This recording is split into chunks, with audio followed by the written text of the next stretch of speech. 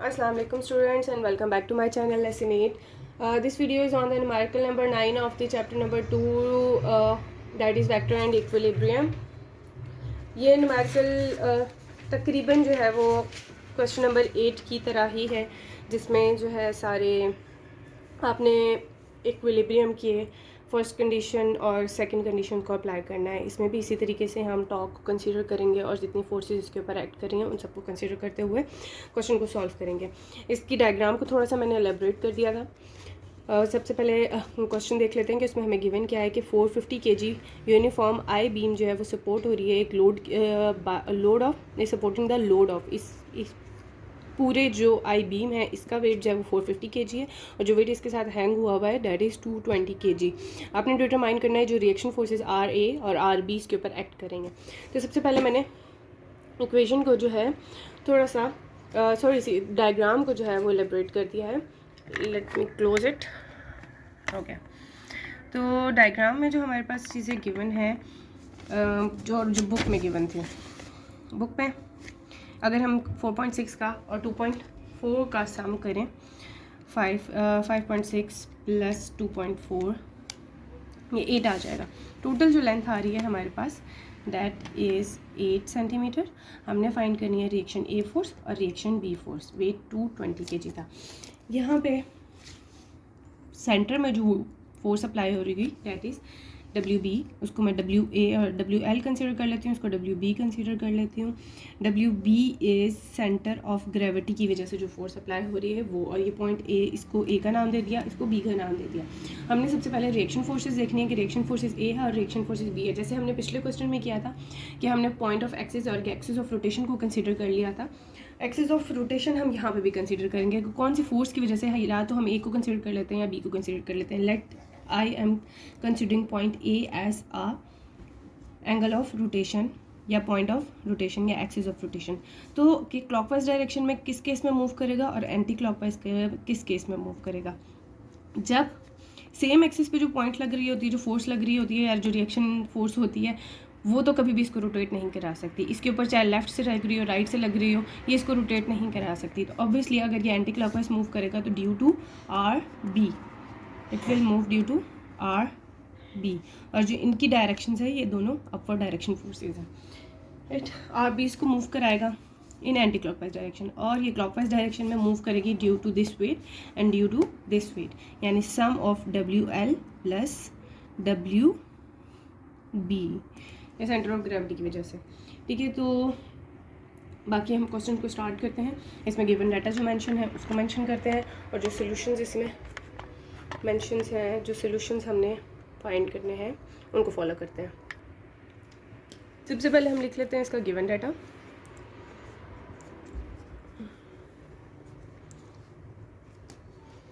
Given data is mass of I beam.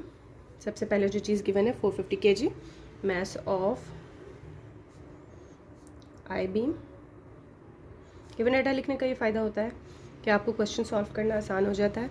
आपको ये idea हो जाता है कि क्वेश्चन को कैसे एलेबरेट करना है, कौन सा फॉर्मूला आपके लिए ज़्यादा बेहतर रहेगा. सेकंड चीज़ इज़ वेट. अब इस मैथ्स को पहले हम कन्वर्ट कर लेते हैं वेट में. वेट में कैसे कन्वर्ट करेंगे? Weight of I beam is equals to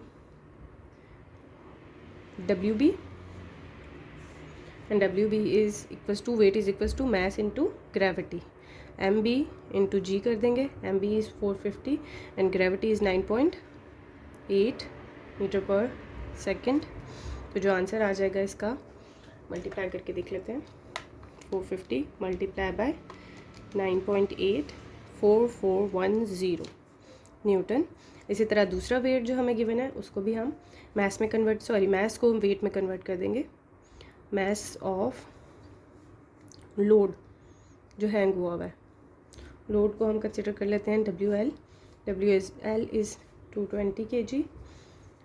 wait में कन्वर्ट करेंगे. Weight of load is WL. WL is ML into G. ML is 220 and G is 9.8 metre per second. Multiply करा लेते हैं. 220 multiply by 9.8 it comes out to be 2156 newtons और यहाँ से हम find करेंगे इसकी लेंथ भी गिवन है।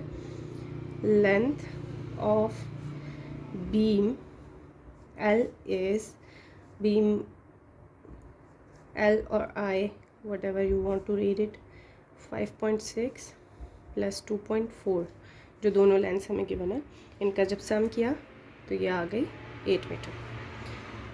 ठीक है, देन हमने फाइंड क्या करना है इसमें, हम वो मेंशन कर लेते हैं।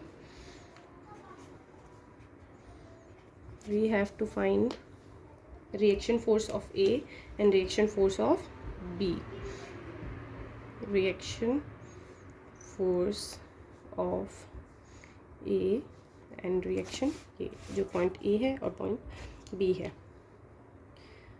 Reaction force of B, R A R B is to find. Now start with the solution. Consider करेंगे इसमें अगेन वही according to the second condition of equilibrium and first condition of equilibrium. Consider करते हैं हम point O A as a axis of rotation, और R A जो है उसमें टॉर्क आर ए की वजह से नहीं होगा, उसमें जो टॉर्क या रिएक्शन फोर्सेस या उसमें रोटेशन जो होगी वो आर बी की वजह से होगी। तो हम यहाँ पे लिख देते हैं कि anti clockwise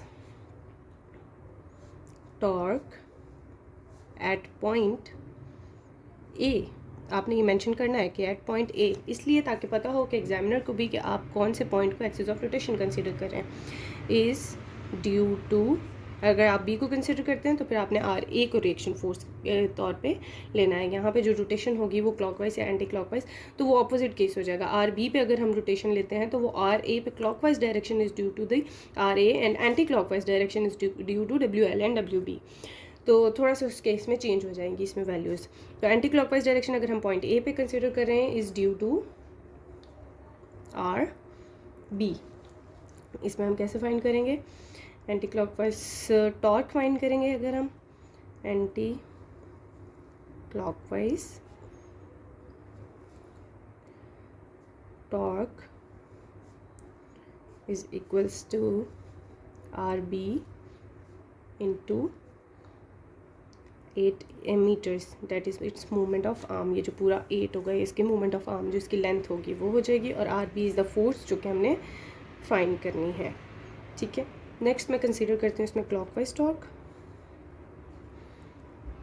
clockwise torque is equals to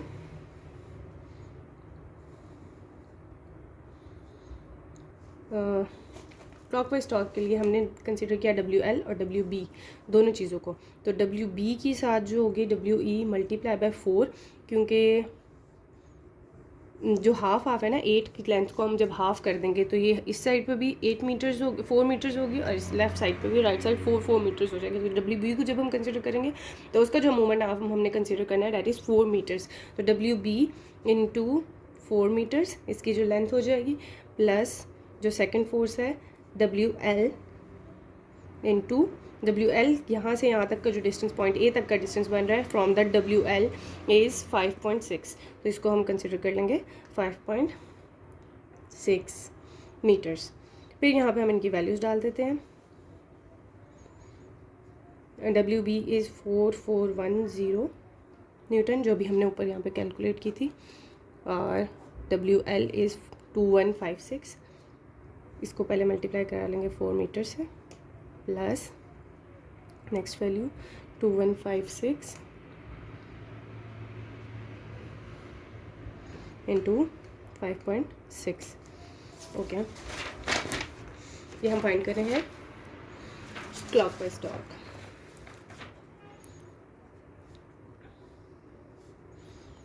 clockwise torque इनका सम कर लेते हैं और देख लेते हैं कि क्लॉकवाइज टॉर्क की हमारे पास क्या वैल्यूज़ आएंगी। 4410 इंटू 4, ये वैल्यू आ गई 17640। इसमें हमने जो वैल्यू प्लस करनी है 2156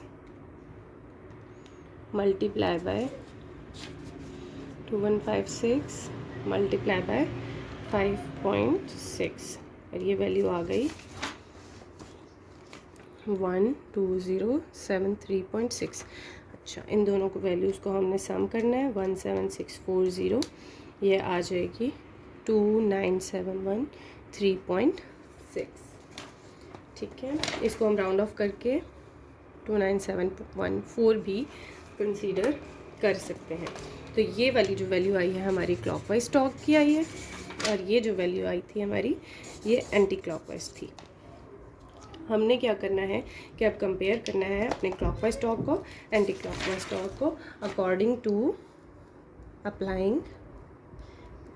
to second condition of equilibrium, right. अच्छा, तो हम देखेंगे anti clockwise torque will be equals to clockwise torque to maintain equilibrium। तो एंटी क्लॉकवाइज टॉर्क जो है वो आ गया था RB 8 मीटर्स और जो हमारा क्लॉकवाइज टॉर्क आया है वो 29714 न्यूटन मीटर होगा। RB को हम लेफ़्ट साइड पे ही रहने देंगे और राइट साइड को हम डिवाइड कर देंगे 8 से। जब हम राइट साइड को डिवाइड करेंगे 29714 डिवाइडेड बाय 8 तो वैल्यू आ गई 3714 न्यूटन्स। ठीक है, ये हमारे RB की वैल्यू आ गई। नेक्स्ट जो हमने फाइंड करनी है वो फाइंड करनी है according to the first condition of equilibrium, जो इसमें अपवर्ड और डाउनवर्ड फोर्सेस लग रही हैं। Now applying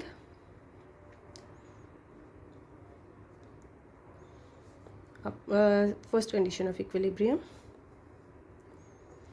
first condition of equilibrium and according to the first condition of equilibrium इसमें देखनी है जो डाउनवर्ड फोर्स लग रही है वो कौन सी फोर्स है, वो वेट की फोर्स है, और जो अपवर्ड फोर्सेस हैं वो ये रिएक्शन फोर्सेस हैं। तो हम यहाँ पे अपवर्ड और डाउनवर्ड फोर्सेस को कंपेयर करेंगे। अपवर्ड फोर्स इक्वल होगी जब डाउनवर्ड फोर्स के तो इक्विलिब्रियम इस्टेब्लिश होगा। और अपवर्ड फोर्सेस कौन सी हैं, RA प्लस RB, और डाउनवर्ड फोर्सेस जो हैं वो WL प्लस जो ग्रेविटेशनल फोर्स है। अब इनके अंदर हमने वैल्यूज़ पुट कर देनी है। Putting the values in above equation, इसमें हम वैल्यू डालेंगे।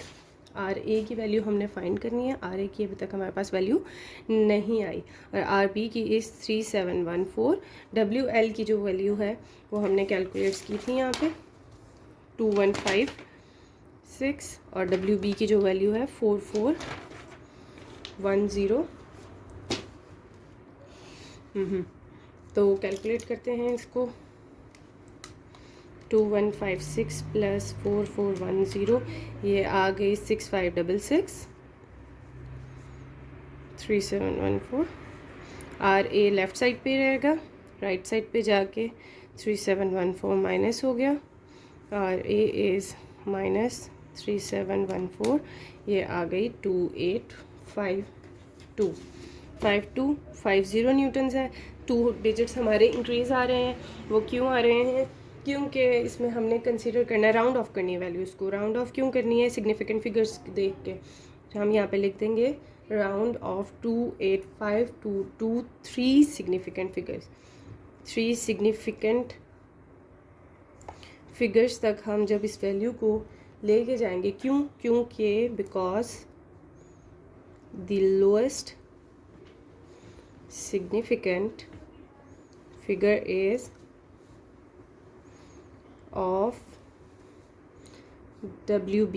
लोएस्ट सिग्निफिकेंट फिगर पे जाएंगे, WB की वैल्यू थी 4410 न्यूटन। तो इसके एंड में 0 था, इसलिए इस वैल्यू को भी हमने रिड्यूस करके 2850 न्यूटन पे ले आएंगे। Okay, thank you so much for watching my video and don't forget to subscribe my channel, do share my videos with your friends and followings and support us. Thank you.